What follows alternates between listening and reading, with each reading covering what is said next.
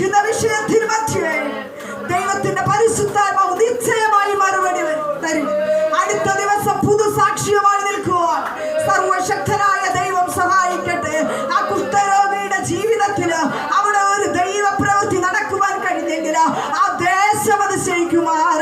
ഓ അവിടെ ഹല്ലേലൂയ, അവരുടെ കർത്താവ് ബന്ധക്കാര്, അവരെ കൂടെ നിന്നവര്, പുരുഷാരങ്ങള് അതിശയിക്കുമാർ.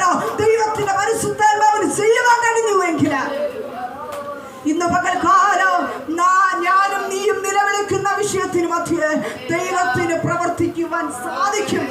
നമ്മിൽ കൂടെ മാത്രമേ ദൈവത്തിന് പ്രവർത്തിക്കാൻ സാധിക്കത്തുള്ളൂ. നാം ഹല്ലേലൂയ ദൈവസന്നിധിയിൽ ശാന്തമായിരുന്ന് കർത്താവിന്റെ ആലോചന ചോദിച്ച് ദൈവസന്നിധിയിൽ ഇരുന്ന് കരഞ്ഞ് ഹല്ലേലൂയ ഓർത്ത് നോക്കിക്കേ, ഈ ലോകത്തിലെ ഒരു പിതാവിനോട് നാം കരയും. Hallelujah hallelujah. എൻ്റെ മോള് ഹല്ലേലൂയ എൻ്റെ ഹസ്ബൻഡിനോട് പപ്പയോട് കരയുന്നത് പോലെ സ്തോത്രം ഒരു കുഞ്ഞ് പപ്പയോട് എങ്ങനെയാ കേഴുന്നേ? ഒരു പ്രാവശ്യം കിട്ടിയില്ലെങ്കിലും മിണ്ടാതിരിക്കുവോ? എനിക്കൊന്ന് തരണേ പപ്പ, എനിക്കൊന്ന് മേടിച്ച് തരുന്നത് വരെ അവൾ നിലവിളിക്കും അല്ലേ? അങ്ങോട്ട് പോകാൻ സമ്മതിക്കത്തില്ല, ഇങ്ങോട്ട് പോകാൻ സമ്മതിക്കും. അതുപോലെ ആയിരിക്കണം നമ്മുടെ പപ്പയോട് എങ്ങനെയാണ് കരയുന്നത്. ഹല്ലേലൂയ. ഒരു വിഷയം ഞാൻ ദൈവസന്നിധിയിൽ പ്രാർത്ഥിക്കാൻ തുടങ്ങി. ഹല്ലേലൂയ. എൻ്റെ വസ്തു പ്രമാണം ഹല്ലേലൂയ 2 ലക്ഷത്തിന് ലോൺ എടുത്തു. ഹല്ലേലൂയ. അത് ബാങ്കുകാർ വിളിച്ചു. സ്തോത്ര എന്നെ വിളിക്കുന്നു, ഞാൻ എടുക്കാതിരിക്കുമ്പോൾ അനിയത്തി വിളിക്കുന്നു. ആകെ പ്രശ്നത്തിലായി. സ്തോത്ര അത് എൻ്റെ വലിയൊരു അനുഭവ സാക്ഷിയാണ്. ഞാൻ അങ്ങനെ പ്രാർത്ഥിച്ചു കൊണ്ടിരിക്കുമ്പോൾ ദൈവത്തിൻ്റെ പരിശുദ്ധ ഞങ്ങൾ ഉപവാസത്തോടെ 40 ദിവസത്തെ പ്രാർത്ഥന 21ാമത്തെ ദിവസം ഞങ്ങൾ സൂമിൽ ഞങ്ങൾ കുടുംബമായിരിക്കുമ്പോൾ സ്തോത്ര ഇതുപോലെ അനിയത്തി വിളിച്ചു. ചേച്ചിക്ക് ഫോൺ എടുക്കാത്തതുകൊണ്ട് എന്നെ വിളിച്ച് അവർ വഴക്കു പറയുന്നുണ്ട്. പലിശയെങ്കിലും കൊടുത്തിട്ട് ആ പ്രമാണം ഒന്ന് എടുത്തു വെക്കാൻ സാധിക്കുമോ? ഞാൻ വിശ്വാസത്തോടെ പറയുകയാണ്, ആ പ്രമാണം എൻ്റെ കയ്യിൽ ഞാൻ എടുക്കും. പക്ഷേ എൻ്റെ കയ്യിൽ 1 രൂപയില്ല. നോക്കിക്കേ, 1 രൂപ സേവിങ് ഇല്ലാത്ത ഹല്ലേലൂയ ഞാൻ അവിടെ ഇരുന്ന് നിലവിളിച്ചു എന്ന് പറഞ്ഞാൽ ആ സൂമിൻ്റെ ആ സംഭവം അങ്ങോട്ട് നീക്കി വെച്ചു. പാസ്റ്റർ മാത്രം കാണത്തക്കവണ്ണം നീക്കി വെച്ചിട്ട് ഞാൻ മാറ്റി നിർത്തി. കർത്താവേ എൻ്റെ കണ്ണുനീർ നീ കണ്ടാ മതി. ഹല്ലേലൂയ. നിന്റെ സന്നിധിയിലാണ് ഞാൻ നിലവിളിക്കുന്നത്. ഹല്ലേലൂയ. ഇവിടെ ഒന്നും എനിക്ക് കാണാനില്ല. ആരും കണ്ടോട്ടെ എൻ്റെ കരച്ചിൽ, എൻ്റെ കണ്ണുനീർ ആരെങ്കിലും. പക്ഷെ ദൈവമാണ് നമ്മളെ തിരിച്ചറിയുന്നത്. നമ്മുടെ ഹൃദയത്തിലെ ഭാരങ്ങൾ കർത്താവാണ് അറിയുന്നത്.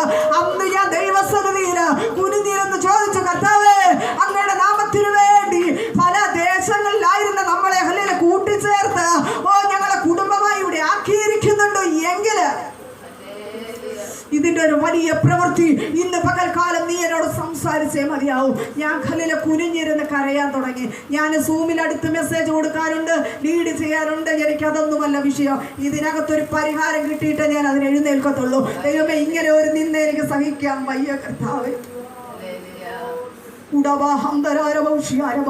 ഇത് പറയണമെങ്കിൽ ഇവിടെ ഒരു ദൈവ പ്രവൃത്തി ഉണ്ട്. ഏതോ വിഷയത്തോട് ഭാരത്തോടെ ഇരിക്കുന്നു.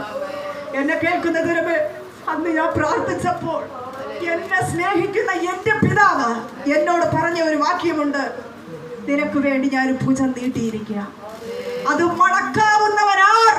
ഒരു ക്വസ്റ്റ്യൻ മാർക്ക്. ആ ഒരു വാക്യമേ എനിക്ക് കിട്ടിയുള്ളൂ. ഒരു വലിയ കരം എന്നെ കാണിച്ചു.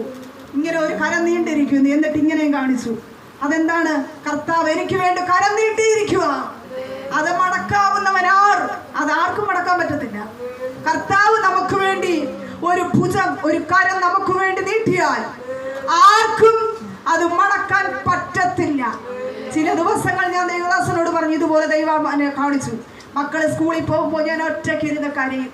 ആരെയും കേട്ടത്തില്ല. ഒറ്റയ്ക്കുള്ള പ്രാർത്ഥനയിൽ റൂം അടച്ചിട്ട് തലയുടെയും മേത്തയൊക്കെ കൊണ്ട് പിടിച്ച്. കാരണം നമുക്ക് അറിയത്തില്ല, നമുക്ക് എന്താ നമ്മുടെ എങ്ങനെ ദുഃഖം പറയുന്നത് എനിക്കറിയത്തില്ല, എങ്ങനെ എനിക്ക് പറയേണ്ടതെന്ന് എനിക്കറിയത്തില്ല. ആ വാക്യം, കർത്താവ് പറഞ്ഞ വാക്യം ഞാൻ പെട്ടെന്ന് തപ്പിയെടുത്തു.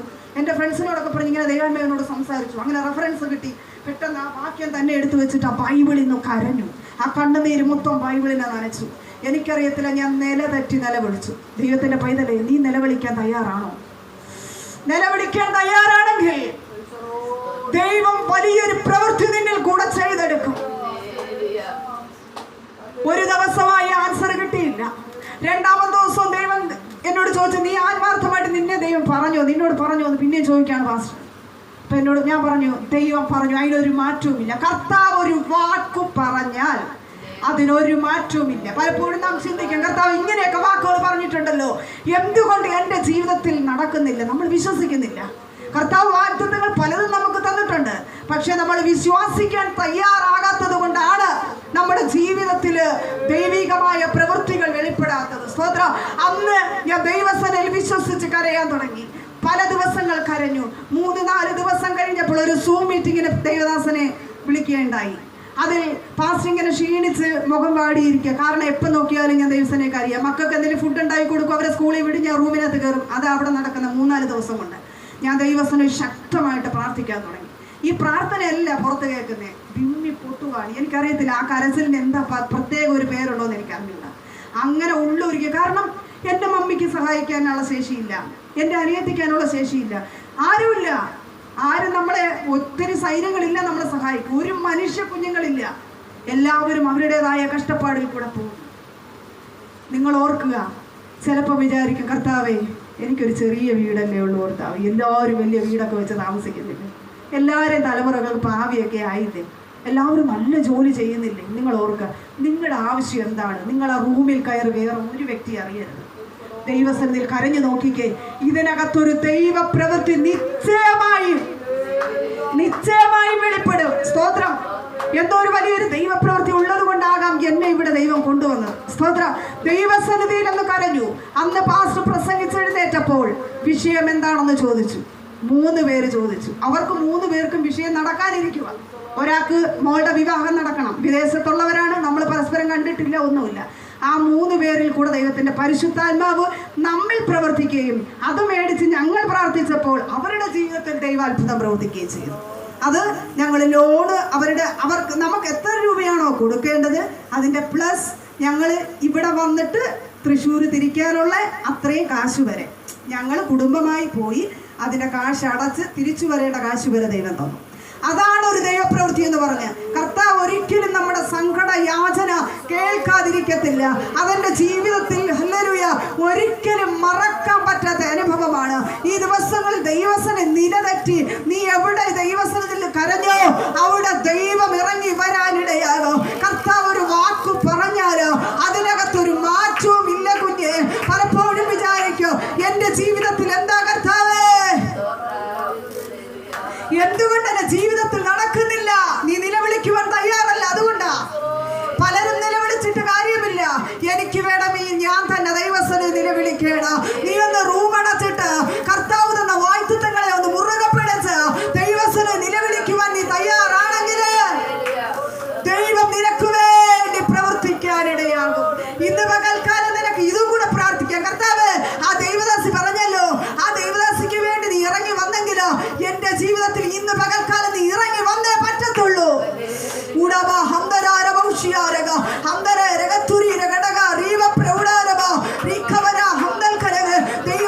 സങ്കടയാചനയോടെ ഇരിക്കുന്ന വിഷയത്തിന് മധ്യേ ദൈവത്തിന്റെ പരിശുദ്ധാത്മാവ് നമുക്ക് വേണ്ടി ഇറങ്ങി വരിക തന്നെ ചെയ്യും. ഹല്ലേലൂയ. ബൈബിളിൽ ദാനിയേലിനെ കുറിച്ച് പഠിക്കുമ്പോൾ ദാനിയേൽ 3 നേരം പ്രാർത്ഥിക്കുന്നവനായിരുന്നു. തൻ്റെ ജീവിതത്തിൽ വന്ന കാര്യങ്ങൾ നമുക്ക് വ്യക്തമായിട്ട് അറിയാം അല്ലേ? അവൻ പ്രാർത്ഥിക്കുന്നവനായിരുന്നു. എന്തുകൊണ്ട് അവരുടെ ജീവിതത്തിൽ അങ്ങനെ വന്നു?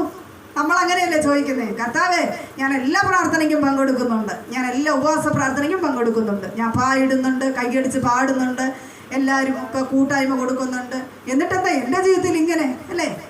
പലപ്പോഴും നാം ചോദിക്കുന്ന ക്വസ്റ്റ്യൻ, ദാനിയേലിന് എങ്ങനെ വന്നു? ദൈവ പൈതലിന് ഒരു ഫലം കായ്ക്കുന്ന ഒരു മാവിന് മാത്രമേ ഏറ് കിട്ടത്തുള്ളൂ.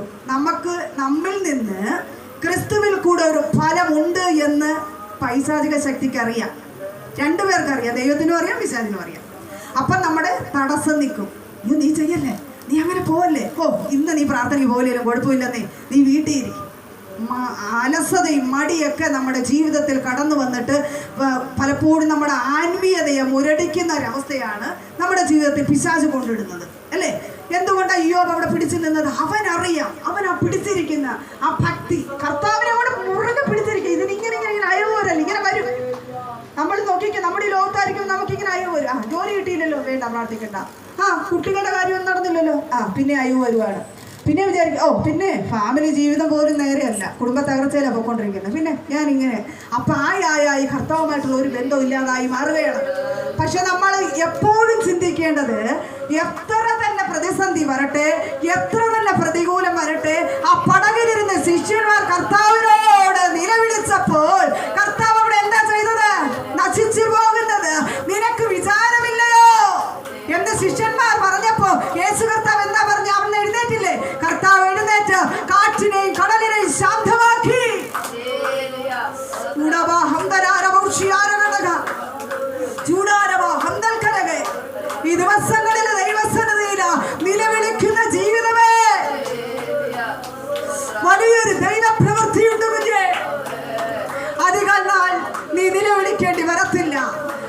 ദേശം അതിശയിക്കുമാറ്, ആ ദേശത്തൊരു വിസ്മയം പൂണ്ടുമാറ്.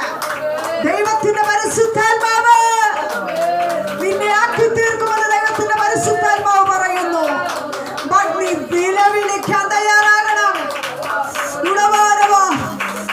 മനുഷ്യരോടല്ല, ജീവനുള്ള ദൈവത്തോട് നീ നിലവിളിക്കുക.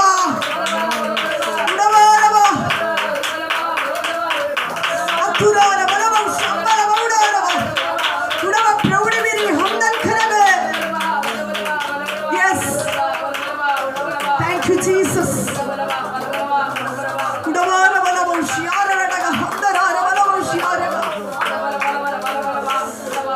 ആഴത്തിൽ നിലവിളിക്കുവാൻ തയ്യാറാവുകയാണെങ്കിൽ, നിന്റെ സങ്കടയാതന കേൾക്കുവാൻ ദൈവത്തിന്റെ പരിശുദ്ധാത്മാവ് ഇന്ന് പകൽക്കാലം ഇവിടെ വന്നിട്ടുണ്ട്. കുഞ്ഞേ, പിന്നെ എന്തിനാ നീ ഭാരപ്പെടുന്നേ? പിന്നെ എന്തിനാ നീ ഭാരപ്പെടുന്നത്?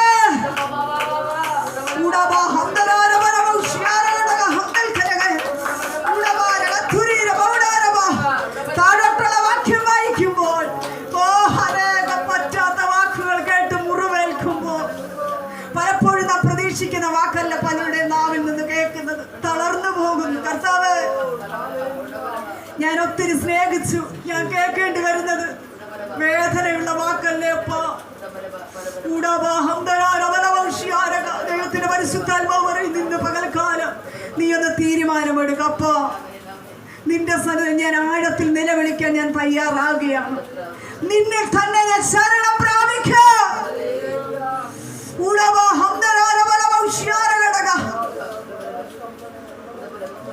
ദാനിയേൽ എത്ര പ്രതികൂലത്തിൽ കൂടെ പോയിട്ട് അവനൊരു ബാലനായിരുന്നു.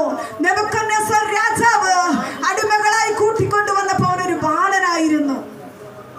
അവൻ കർത്താവിന്റെ സന്നിധിയിൽ പിടിച്ചു നിന്നു. അവൻ ഉപവസിക്കേണ്ട സമയത്ത് ഉപവസിച്ചു. അവൻ പ്രാർത്ഥിക്കേണ്ട സമയത്ത് അവൻ പ്രാർത്ഥിച്ചു. നെബൂഖദ്നേസർ അങ്ങോട്ട് സ്വപ്നം കണ്ടിട്ട് പറഞ്ഞ അർത്ഥം ആര് അതിന്റെ വ്യാഖ്യാനം പറയും. ഒരു ദൈവ പൈതൽ എഴുന്നേറ്റു. ഞാൻ പറയാം. ആർക്ക് പറയാൻ പറ്റും? ചങ്കൂറ്റത്തോടെ ആർക്ക് പറയാൻ പറ്റും? ദൈവത്തിന്റെ നാമം ഉയർത്താൻ.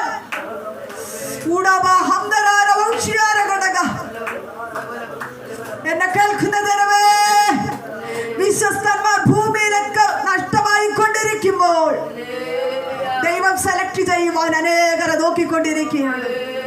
പല സ്നേഹങ്ങൾ തണുത്തു പോയിക്കൊണ്ടിരിക്കുമ്പോൾ, പല ദൈവ ഭക്തന്മാർ പട്ടുപോയിക്കൊണ്ടിരിക്കുമ്പോൾ, പ്രാർത്ഥന കുറഞ്ഞു കൊണ്ടുപോയിക്കൊണ്ടിരിക്കുമ്പോൾ, ഉപവാസം നിന്നുപോയിക്കൊണ്ടിരിക്കുമ്പോൾ, ആരാധന ഒരു പാഷനായി കൊണ്ടിരിക്കുമ്പോൾ, ദൈവത്തിന്റെ പൈതലേ, എന്നെയും നിന്നെയും കണ്ടിരിക്കുന്നത് കർത്താവിനെ മുറുകെ പിടിക്കാനും കർത്താവിന് വേണ്ടി നിൽക്കാനും കർത്താവിന്റെ നാമം ഉയർത്താനുമാണ്.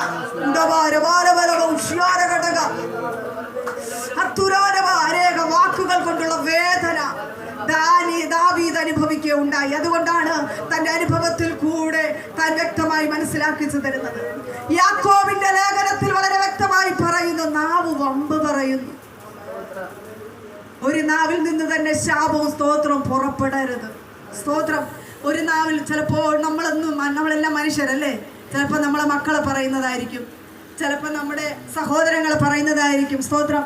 പലപ്പോഴും ആ നാവിൽ നിന്ന് ശാപം വരും. നീ അങ്ങനെ പോകത്തുള്ളൂ, നീ ഇങ്ങനെ പോകത്തുള്ളൂ. അങ്ങനെ നമ്മൾ പറയാൻ പാടുണ്ടോ? ഇല്ല. ദൈവ സാന്നിധ്യം നിറഞ്ഞ ജീവിതമേ ദൈവസന്നിധിയിലാ. സ്തോത്രത്തോടെ ദൈവസന്നിധിയിൽ അടുത്തു വരികയാ വേണ്ടത്. എനിക്ക് ദൈവസന്നിധിയില് എല്ലാ ദൈവമക്കളോടും പറയുവാനുള്ളത്, ദൈവത്തിന്റെ പരിശുദ്ധാത്മാവ് പറയുന്നു, നീതിമാനെ യഹോവയിൽ ആനന്ദിച്ച് അവനെ ശരണമാക്കും. കാരണം എന്താ? ഫസ്റ്റ് വാക്യത്തിൽ നാം വായിച്ചു കഴിഞ്ഞു. ദൈവസന്നിധിയിൽ നിലവിളിക്കണം. ഇന്ന് പകൽ